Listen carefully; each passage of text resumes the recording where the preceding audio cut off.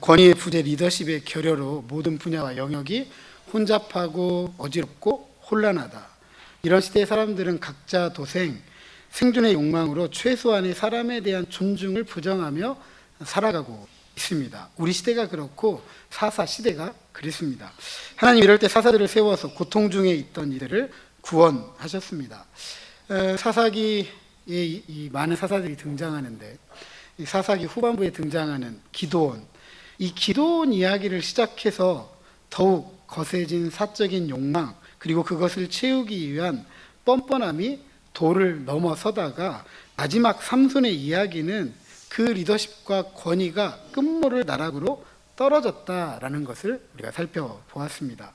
그런데 또 다른 이야기를 우리가 지난 시간부터 또 시작을 했는데, 자식은 돈을 훔치고 어머니는 훔친 자식을 저주하고 또 벌받을까 봐 두려워서 하나님의 이름으로 축복하고, 이런 일이 한 집안에서 벌어지는 황당한 사건을 중심으로 신앙으로 포장된 욕망의 시대를 살아갔던 한 레위 청년 제사장을 우리가 지난 시간 살펴보았습니다.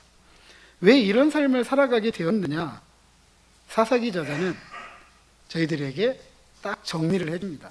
그것은 이스라엘에 왕이 없었다.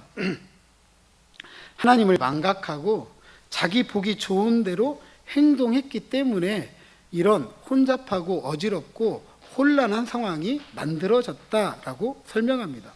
그래서 우리는 껍데기만 남은 신앙은 벗어 던져야 됩니다. 다시 하나님의 이름이 살아서 역사하는, 정의와 공의가 강같이 하수같이 흘러가는 그런 세상을 위해서 하나님을 왕으로, 그분이 말씀하시는 말씀에 귀를 기울이고 순종해야 합니다. 왜냐하면 하나님은 미가의 이름처럼 그 누구와도 비교할 수 없는 분이기 때문입니다. 오늘 본문 1절은 미가의 집에서 일어난 이 경악할 만한 사건의 이유, 이스라엘에 왕이 없었다라는 것으로 시작합니다. 그렇다면 18장의 이야기도 그리 좋은 이야기는 아니다. 이야기의 주인공으로 등장하는 단 지파가 미가와 그리 다를 바가 없는 일을 할 것이다 라는 그런 예상을 해볼 수가 있습니다. 오늘 본문은 단지파가 하나님을 왕으로 인정하지 않고 자기 보기 좋은 대로 행하는 그 일을 통해서 초래되는 경악할 만한 사건을 우리가 만나게 됩니다. 단지파는 야곱이 가장 사랑했던 아내 라헬의 시녀였던 비할의 소생인 빌하의 소생입니다. 야곱의 5번째 아들이고요. 다른 지파에 비해 크지는 않았지만 여호수아의 이 가나안 정복 전쟁에서 단지파 역시 제비를 뽑아가지고 기업을 분배받았습니다. 그곳은 삼손이 활동하던 소라와 에스다올을 시작으로 아얄론 골짜기를 넘어 욥바 맞은편까지에 이르는 지역입니다. 이 지역은 유다 지파가 기업으로 얻은 땅의 왼편에 위치한 지역인데, 단지파는 이 지역을 반드시 정복하고 차지해야만 했습니다. 이것이 하나님의 명령이었기 때문이죠. 하지만 단지파는 이 지역을 정복하지 못합니다. 이 지역에 살고 있던 아모리 사람들에게 쫓겨납니다. 역정복을 당합니다. 그도 그럴 것이, 당시 가나안 사람들은 철기 문화를 가지고 있었고 그 철기를 다루는 기술이 굉장히 뛰어났습니다. 그러니까 훨씬 고급 무기를 가지고 있었던 거죠. 뿐만 아니라 이 사람들은 전쟁터의 용사들이에요. 용맹한 전사들입니다. 전쟁에 훈련받지 못하고 제대로 된 무기를 가지고 있지 못한 이스라엘이 상대하기에는 역부족인 상대이죠. 그러나 무기로 싸우는 게 아니고, 전사들로 싸우는 게 아니고, 하나님의 정복 전쟁은 하나님께서 싸우시는 일이니까 하나님을 믿고 나아가야만 되는데, 이런 현실적인 장벽 앞에서 그냥 굴복하고 말았습니다. 그래서 오늘 본문의 단지파가 하나님께서 약속한 땅을 포기하고 자신들이 살기 좋겠다라고 생각한 거주할 기업의 땅을 구하는 중입니다. 집단 이주하려고 하는 거죠. 여기는 못 살겠다. 우리 집단으로 옮겨가자. 단지파는 받은 땅을 정복하기보다는 다른 땅을 넘보기 시작한 것입니다. 마치 미가의 집에 거주했던 레위 청년이 자신의 안락한 삶을 찾아 거주지를 찾아 떠돌아 다녔던 것처럼 아모리 사람에게 삶의 자리를 빼앗긴 단지파 역시 안락한 삶을 찾아서 떠돌아 다닌 것입니다. 이와 같은 행동, 믿음이 없어서 하나님의 명령, 하나님의 사명을 회피하는 불신앙입니다.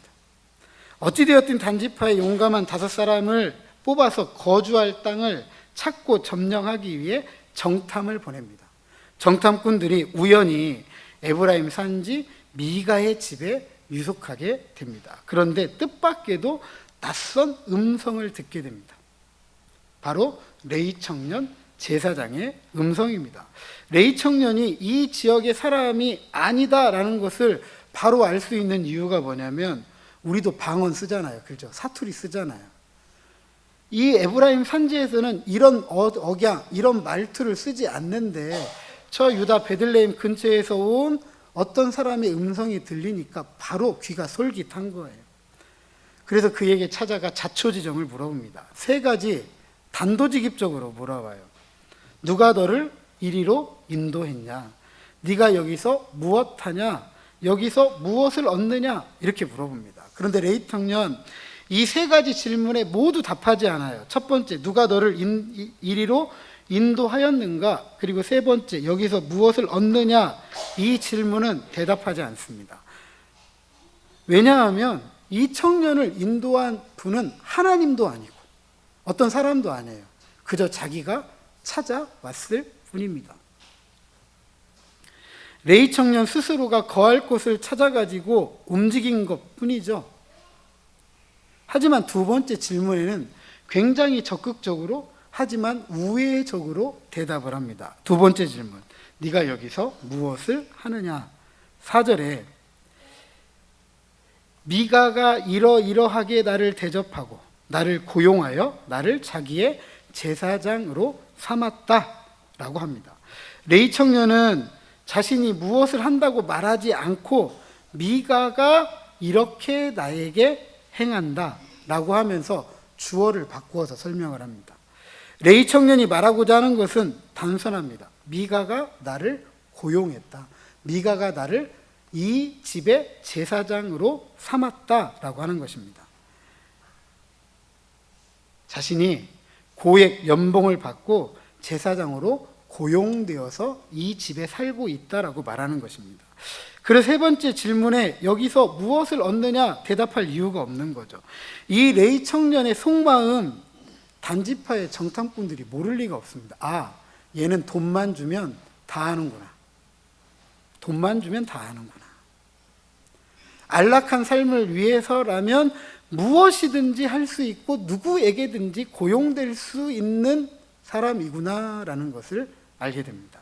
그렇다면 정탐꾼들은 이런 인물과 거리를 두어야 될까요? 가까이 해야 될까요? 여러분들이 이런 사람들하고 가까이 합니까? 거리를 멀리 합니까? 저는 질문을 했고 여러분들은 답을 하셔야 되는데 답까지 저한테 이야기하라고 눈빛을 보내시면 어떻게 하죠? 당연히 거리를 두어야 되죠. 믿을 수 있는 사람이에요? 믿을 수 없는 사람이에요? 믿을 수 없는 사람이잖아요. 그럼에도 불구하고 아랑곳하지 않고 이 청년이 제사장이다, 이 집의 제사장이다라는 이 사실 한 가지만 가지고 5절에 우리가 앞으로 갈 길이 형통할지 하나님의 뜻을 구해달라라고 요구합니다. 정탐꾼들은 레위 청년이 제대로 된 제사장인지 아닌지, 자격이 있는 제사장인지 아닌지 문제가 되지 않아요. 뭔만 문제가 되죠?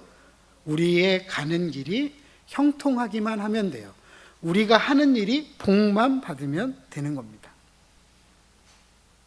왜냐하면 그들이 머물렀던 이 미가의 집이 완벽한 형태를 갖춘 종교기관이었다라고 생각했기 때문입니다. 이런 신앙심을 갖고 듣고 싶은 이야기를 듣고자 하니까 레이 청년, 앞서 말씀드렸지만 돈이 된다고 한다면, 내가 안락할 수만 있다면 뭐든지 할 수 있으니까 듣고 싶은 얘기 해주면 되는 거잖아요.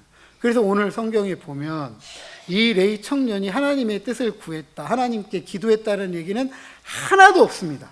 그리고 이 단지파의 정탐꾼들이 듣고 싶은 그 얘기, 네 앞길이 형통할 것이다, 네가 복받을 것이다 라고 이야기를 해줍니다.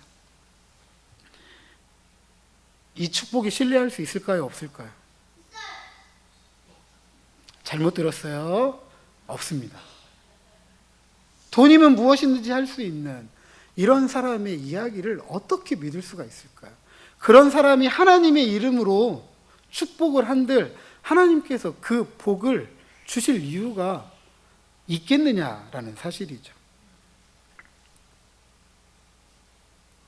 그러나 정탐꾼들은 이 축복을 하나님의 뜻으로 믿고 그곳을 떠나서 정탐을 하다가 라이스에 이르게 됩니다. 이들이 본 라이스 백성들은 염려가 없다, 평안하다, 안전하다, 그 땅은 부족함이 없다, 부를 누린다, 시돈 사람들은 거리가 멀다, 어떤 사람과도 상종하지 않는다. 다시 말씀드리면 누구의 간섭도 받지 않고 아주 부족함 없이 평화롭게 살고 있다라는 것입니다. 문제는 하나님께서 정복하도록 허락한 지역에 속하지 않아요. 단 지파에게 허락한 땅이 아닙니다. 하나님께서 약속하신 땅이 아니에요. 단지 지금 이 땅을 누가 보기 좋은 거예요? 단 지파 이 정탐꾼들이 보기에 좋은 거죠. 그리고 레이 청년이 너희 앞날이 형통할 것이다, 이 복, 이걸 믿고 이 땅을 차지해야 되겠다라고 결단을 합니다. 한번 생각해 보시죠. 믿음이 없어서 아모리 사람과는 싸우지 못했어요. 불신앙했습니다. 그런데 약한 자들, 누구의 간섭, 누구의 지배도 받지 않고 고립되어져서 평안하게 살아가는 라이스 사람들은 우리가 정복해야 되겠다. 약한 자들 앞에서는 폭력을 정당화하면서 이 땅을 차지하겠다라고 결단을 하는 겁니다. 그러면서 8절 이하 11절에 돌아가서 자기 동족들에게 이 정복전쟁이 하나님의 뜻이다, 하나님께서 그 땅을 주실 것이다 라고 서슴없이 말하고 있습니다. 하나님께서 주신 기업의 정복전쟁을 포기한 채 자기가 보기 좋은, 정복하기 쉬운 라이스를 정복 대상으로 삼고 600명을 모으게 됩니다. 그리고 정탐꾼들이 개척한 루트를 좇아서 에브라임 산지 미가의 집에 이르게 돼요. 그리고 정탐꾼들이 전장에 참여한 형제들에게 이렇게 말합니다. 이 집에 에봇과 드라빔과 새긴 신상과 부어 만든 신상이 있다. 너희가 마땅히 행할 것을 생각하라. 그러면서 5명의 정탐꾼이 미가의 집, 아니죠, 오늘 성경 본문에 보면 레위 청년의 집이라고 바꾸어서 설명합니다. 이 집은 미가의 집이에요. 그런데 이 단지파 정탐꾼들은 누구의 집이라고요? 레위 청년의 집. 의도가 너무나도 분명합니다. 이 600명에게 요구하는 것도 분명해요. 이 집은 종교기관이라는 거죠. 종교기관. 하나님의 신탁을 받아서 하나님의 뜻을 말해줄 수 있는 구조를 갖춘 것이다. 그렇기 때문에 이 안에 있는 종교 부속품들, 이 레위 제사장까지 포함해서 싹 가져가야 된다, 이렇게 이야기를 하는 겁니다. 그러면서 무기를 둔 600명의 이 단지파 병사들이 미가의 집을 에워싸게 되는 거죠. 그러면서 뭐라고 물어보느냐? 평안하냐고 물어봐요. 여러분, 뭐라고 대답해야 돼요? 600명의 무장한 사람들이 집을 에워싸가지고 들어와가지고 평안하냐라고 물어보면 뭐라고 이야기해야 돼요? 두 손 두 발 들고 항복해야 되죠. 평안합니다. 이렇게 이야기해야 되죠. 그래서 5명의 정탐꾼이 이 집에 들어가서 집에 있는 모든 것들을 다 가지고 나옵니다. 도둑질합니다. 훔친 거죠. 이에 문 앞에 서 있던 레위 청년, 이 제사장이 소극적으로 물어봐요. 저항도 못하면서 너희가 무엇을 하느냐. 하지만 19절에 잠잠하라. 네 손을 입에 대라. 이거죠. 쉿. 그리고 우리 따라가자. 그리고 뭐라고 이야기해요? 내가 더 잘해줄게. 우리가 이곳에서 대우받는 것보다 더 잘 대우해줄게. 그러면서 이렇게 이야기합니다. 한 집안의 제사장 될래? 한 지파의 제사장이 될래? 여러분 뭐가 좋죠? 한 집안의 제사장이 좋습니까? 한 지파의 제사장이 좋습니까? 뭐가 좋아요? 굉장히 세속적이시네. 그렇죠. 맞아요. 누구든 그걸 원합니다. 더 많이 가지려고 하고 더 높아지려고 하고. 그렇죠. 이건 속일 수 없는 사람들의 마음이에요. 문제는 뭐냐 하면 이 상황이 모두 부도덕하고 모두 불의하다는 거예요. 그리고 그것도 폭력을 정당화하면서 이 모든 일이 이루어지고 있습니다. 미가가 그랬던 것처럼 단지파 역시 완벽한 형태의 종교 기관을 자기 지파 안에 갖고 싶었던 거예요. 사적인 종교, 나에게 복을 빌어줄 수 있는 종교, 알라딘에 나오는 주전자 하나, 우리 집안에, 우리 지파 안에 하나 두고 싶은 거예요. 말만 하면 모든 것이 이루어질 수 있는. 이 제안, 뭐 돈만 주면 뭐든지 할 수 있는 이 레위 청년이 거절할 이유가 없죠. 바로 받아들입니다. 근데 그 제안을 어떻게 받아들였느냐? 기쁨으로 받아들였다. 기쁨으로 받아들였다. 그리고 따라 나서게 됩니다. 이제 정복전쟁을 위한 라이스를 향해서 이들이 출발하는데요. 그런데 일반적인 군대 행렬과는 좀 다릅니다. 미가의 집에서 훔친 것들이 전리품이라고 한다면 전리품은 어디에 둬야 되죠? 전쟁터에서 승리하고 돌아가는 개선 장군은 전리품을 어디에 두죠? 앞에 두나요? 뒤에 두나요? 앞에 둬요? 승리는 누가 했는데? 내가 했는데. 내가 돋보여야 되는데 전리품을 앞에 둬요? 보통의 개선식은 승리한 개선 장군이 앞에 서고 전리품은 뒤에 둬요. 근데 오늘 본문에 보니까 전리품들을 어디에 둬요? 앞에 둬요. 왜 그랬을까요? 미가가 그 장면을 보았든지 아니면 못 보고 집에 왔든지 누가 내 걸 다 도둑질해 갔다라는 것을 알고 어찌 되었든지 주변의 이웃들 불러 모아가지고 쫓아올 것을 이 단지파 족속들도 아는 거죠. 그래서 전리품들을 앞에 두고 뒤에 군대가 따라가는 거예요. 어느덧 미가가 이웃집 사람들을 모아가지고 단지파에 따라 붙어서 불러 세웁니다. 23절.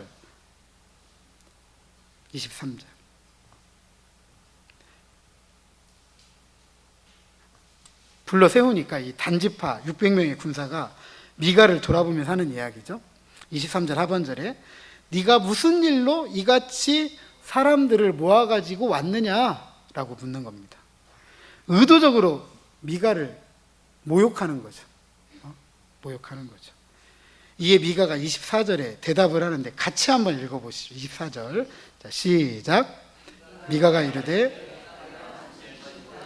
제사장을 빼앗아 갔으니 이제 내가 오히려 남은 것이 무엇이냐? 너희가 어찌하여 나더러 무슨 일이냐고 하느냐? 니들 뻔뻔하다는 거죠. 내 거 다 도둑질해 가면서 나한테 왜 이러고 있느냐라고 묻는 것 왜 이렇게 뻔뻔하냐? 미가가 지금 당당하게 지금 되묻고 있는 거예요. 그런데 이 문장에서 우리가 유념해서 살펴야 될 단어가 있는데 그것은 내가 신상도 만들었고 내가 제사장도 세웠다라는 거예요. 내가 했다라는 거예요. 신상과 제사장이 누구 것이다? 내 것이다. 내가 만들고 내가 세웠기 때문에 내 것이다 라고 강조하면서 하나님과 관계가 있다 없다? 전혀 관계가 없는 거죠. 누가 폭로하느냐? 자기가 해놓고 자기가 폭로하는 거예요. 미가의 신앙은 하나님과 아무런 관련이 없는 거예요. 17장에서 보면 미가가 이런 행동을 한 유일한 한 가지 이유는 복받기 위한 거예요. 복을 받기 위해서 자신이 복이 좋다고 생각하는 것들을 만들어 세웠을 뿐입니다. 따라서 미가가 만든 신상과 제사장은 물건일 뿐이에요. 자기가 좋아서 만든 물건이에요. 그것을 하나님이다 라고 섬기는 우상 숭배자였던 것이죠. 이것은 단지파도 예외가 아닙니다. 자기도 지키지 못하는 신상, 돈만 밝히는 제사장을 미가는 빼앗겼고 단지파는 그것을 훔쳤습니다. 그런데 미가가 처음 이 신상과 제사장을 삼을 때에도 미가는 누구의 돈을 훔쳤죠? 어머니의 돈을 훔쳤습니다. 결국 하나님을 떠난 삶은 이처럼 부도덕하다, 불의하다라는 것을 이야기해 줍니다. 그리고 그 삶은 빼앗고 뺏기는 삶으로 결국 남는 삶이 된다 안 된다? 안 된다라는 거예요. 그래서 미가는 단지파의 이 힘의 정의, 네 목소리를 우리에게 들리게 하지 말라. 노환자들이 너를 쳐서 네 생명도 네 가족의 생명도 빼앗겠다라는 이 말을 듣고 기세에 짓눌려 가지고 자기도 지키지 못하고 미가도 지켜주지 못하는 신상을 뒤로 두고 되돌아가게 됩니다. 단자손은 승리를 보장받을 만한 힘도 있겠다. 종교적인 부장품들을 취했겠다. 이제 아무 걱정 없잖아요. 한 가지만 남겨두었습니다. 자신들이 정념할 라이스를 향해 출발하게 됩니다.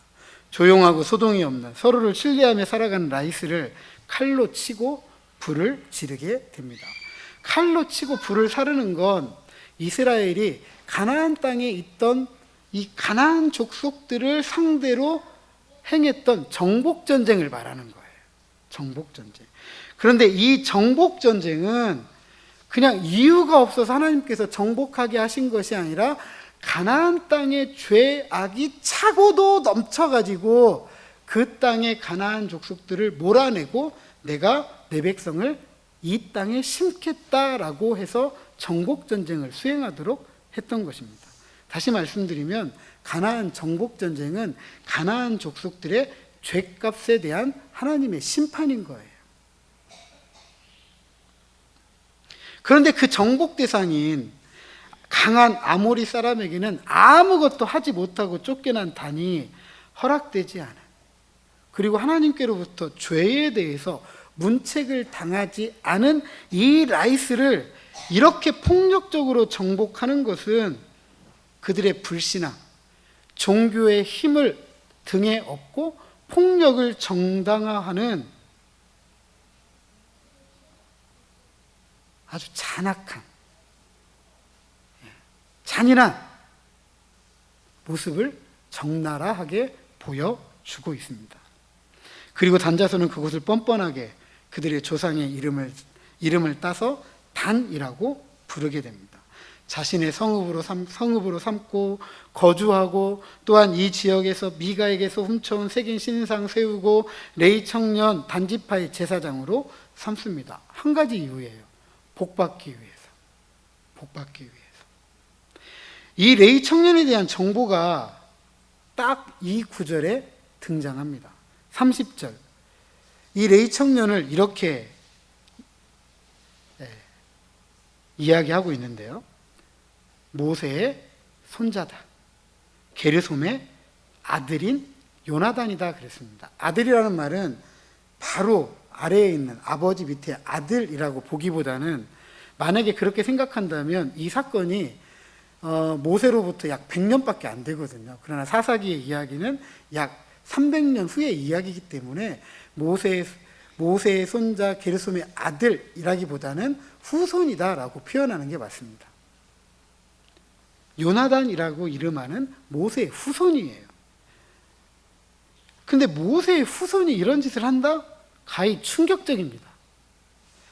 그래서 이제 랍비들도 이 충격을 조금 더 줄여보기 위해서 모세의 가문에서 이런 생각을 했기 때문에 모세라는 이름 중간에 히브리어 자음인 누운을 넣어가지고 므낫세로 읽기를 원했어요. 그래서 여러분들이 성경에 보면 각 주에 므낫세라고 써있는 성경들이 있을 겁니다. 근데 그것은 임의적으로 바꾼 거죠. 모세를 그렇게 취급하기에는 이 유대인들에게는 너무 충격적인 거예요. 그런데 성경 기자는 모세의 후손이라고 말하고 싶어요. 모세의 후손이어도 이런 짓 할 수 있다라는 거죠. 아무리 좋은 가문, 좋은 혈통, 신앙의 오래된 연륜을 가지고 있는 가정 가문의 후손이라고 할지라도 이렇게까지 변할 수 있다.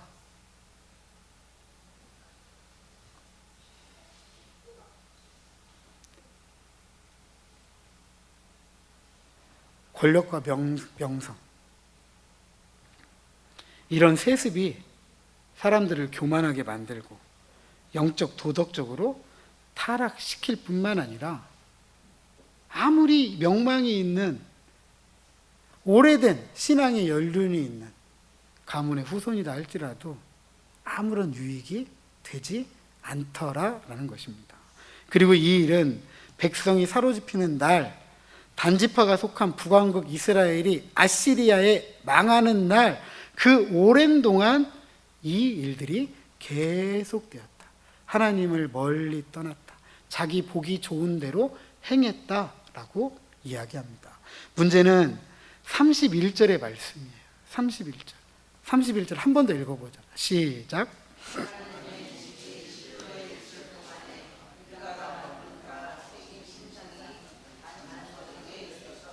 하나님의 집이 어디에 있었다? 실로에 있었다. 이 사건이 벌어지는 동안에도 하나님의 집은 분명히 실로에 있었다. 이게 무엇을 강조하느냐 하면 자기 집을 하나님의 집으로 삼고 우상을 섬긴 미가의 우상을 훔쳐서 자신들이 하나님으로 삼기 위해 하나님의 집을 세운 단 지파에 대해서 비판하는 거예요. 하나님의 집이 멀쩡하게 있는데 왜 니들 마음대로, 니들 보기 좋은 대로 가정에다가 너네 지파에다가 하나님의 집을 세웠느냐라고 비판하는 겁니다. 실로는 여호수아 당시에 회막을 세우고 땅을 분배한 곳이고 가나안 서편 종교적, 정치적 중심지였습니다. 또한 사무엘이 제사장으로서 섬긴 장소가 실로예요. 당시 누구도 부정할 수 없는 하나님의 집이었습니다. 그러나 미가와 레위 청년, 제사장 그리고 단지파는 이 하나님의 집을 부정하고 모든 것을 동원해서 자기 보기 좋은 대로 하나님의 집을 사적으로 만들고 사적으로 소유했습니다. 그것도 도둑질하고 훔친 물건들로 채워진, 돈이라면 누구든 고용주로 두고 하나님의 이름 없이도 축복할 수 있는 자격 없는, 신뢰할 수 없는 레위 청년을 제사장으로 둔 그곳을 하나님의 집이라고 만족한 것입니다. 결국 이 일은 북왕국 이스라엘을 망하게 했고 남왕국 유다에 부정적 영향을 미치게 됩니다. 그리고 결국 바벨론에 의해서 포로로 끌려가게 되죠. 하나님에 대해서 불신앙하고 자기 보기 좋은 대로 행동하면서 정의를 저버린 폭력적인 단지파 미래, 과연 긍정적일까? 사랑하는 성도 여러분, 앞선 17장에서 살펴본 것처럼 이스라엘의 왕이 없었다라는 것은 하나님을 잊었다. 하나님을 왕으로 섬기지 않았다. 이로 인해서 하나님의 말씀에 불순종했다. 그래서 자기 보기에 좋은 대로 따라 행동하고 살았다라는 것을 의미합니다. 이런 삶의 태도가 얼마나 혼잡하고 어지럽고 혼란한지, 종교적인 하나님의 이름만 남아있고 신앙과 삶은 하나님과는 아무런 관계가 없는 삶을 살아갔다라는 것을 우리에게 잘 이야기해주고 있습니다. 미가가 속한 가정이 그랬고 단지파가 그랬습니다. 단지파는 하나님의 사명을 조차 정복전쟁 순종하지 않고 오히려 역정복을 당하면서 삶의 자리를 빼앗기고 불안한 삶을 살았습니다. 그래서 생존의 불안함을 해결하기 위해서 살기 좋은 땅을 찾아갑니다. 그런데 그 살기 좋은 땅은 누가 보기에 좋은 땅이에요? 하나님이 보기에 좋은 땅이 아니라 자기들이 보기에 좋은 땅이었죠. 결국 라이스를 자신의 거주지로 삼고 하나님께 허락받지 않은 정복 전쟁을 하나님의 이름으로 폭력을 정당화하면서 결국 전쟁을 승리하고 그 땅을 차지하게 됩니다. 그리고 돈이라면 무엇이든지 할 수 있는 자격 없는 모세의 후손 레위 청년 제사장, 이런 단지파의 정복 전쟁을 하나님께 구하지도 하나님께 기도하지도 않고 축복합니다. 이와 같은 종교적 힘, 물리적인 힘을 동반한 이들의 모든 행동, 근본적으로 이것 때문에 그래요. 사적인 욕망, 복을 얻기 위함입니다. 내가 복을 얻을 수 있다라면 무엇이든지 할 수 있다라는 거예요. 하나님을 떠나도 괜찮아요. 부도덕하고 불의해도 괜찮아요. 폭력을 정당화해도 괜찮아요. 그리고 내가 얻는 모든 것에 하나님의 이름만 붙이면 돼요.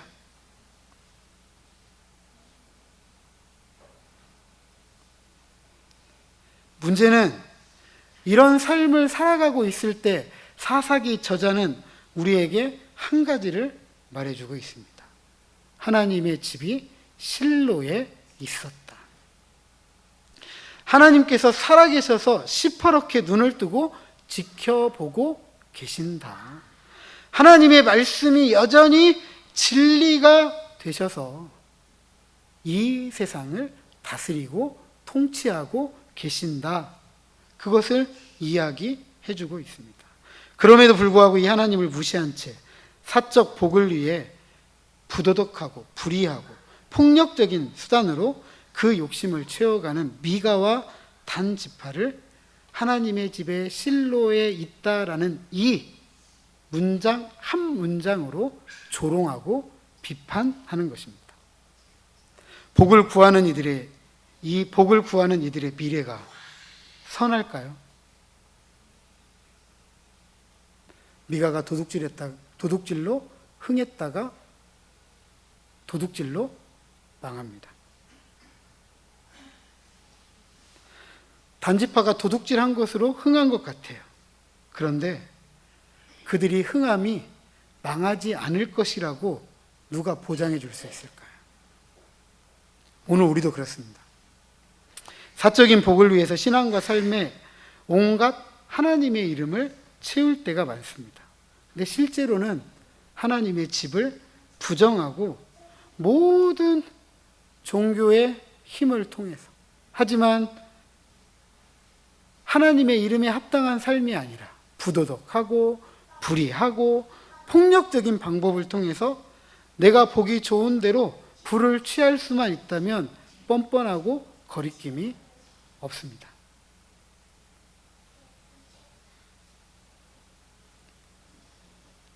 그것이 하나님의 이름에 반하는 일이라 할지라도 내가 그것을 얻고 누릴 수만 있다라고 한다면 아무런 문제가 되지 않아요. 그만큼 우리가 하나님 앞에서 어느덧 뻔뻔해졌고 하나님 앞에서 어느덧 이렇게까지 거리낌이 없을 만큼 담대해졌어요. 이건 성도들의 이야기뿐만 아니라 목회자들의 이야기이기도 합니다. 그래서 더 씁쓸합니다. 그래서 오늘 교회가 이렇게까지 혼잡하고 어지럽고 혼란한 거예요. 그렇다면 우리가 어떻게 해야 될까요?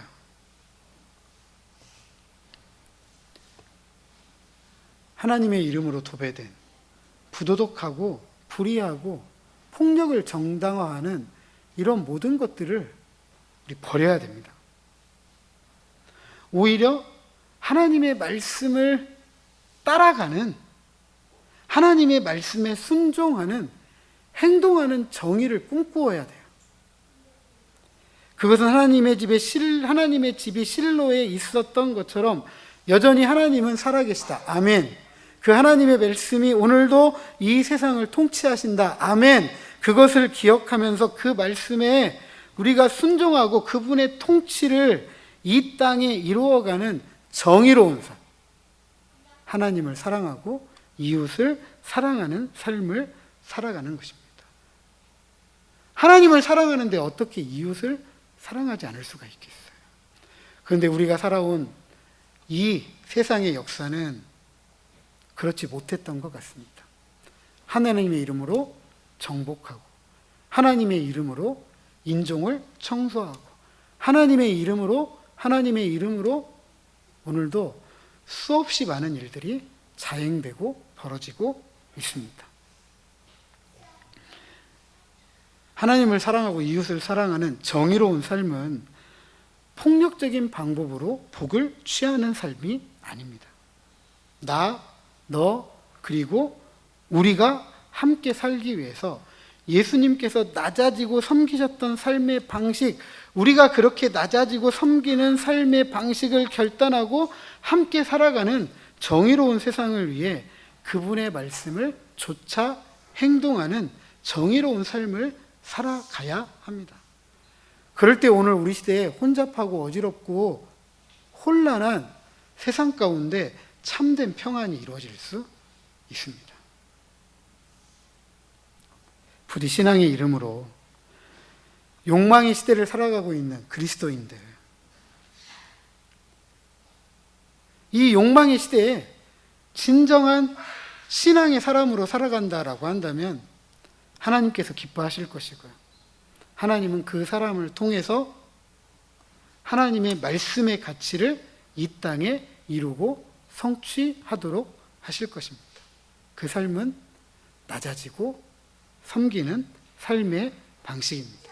그것을 결단하시고 나와 너 그리고 우리가 함께 살아가는 정의로운 세상을 위해서 행동하는 정의를 꿈꾸고 그 꿈을 함께 이루어가는 저와 여러분 우리 모두가 되시기를 주님의 이름으로 축복합니다.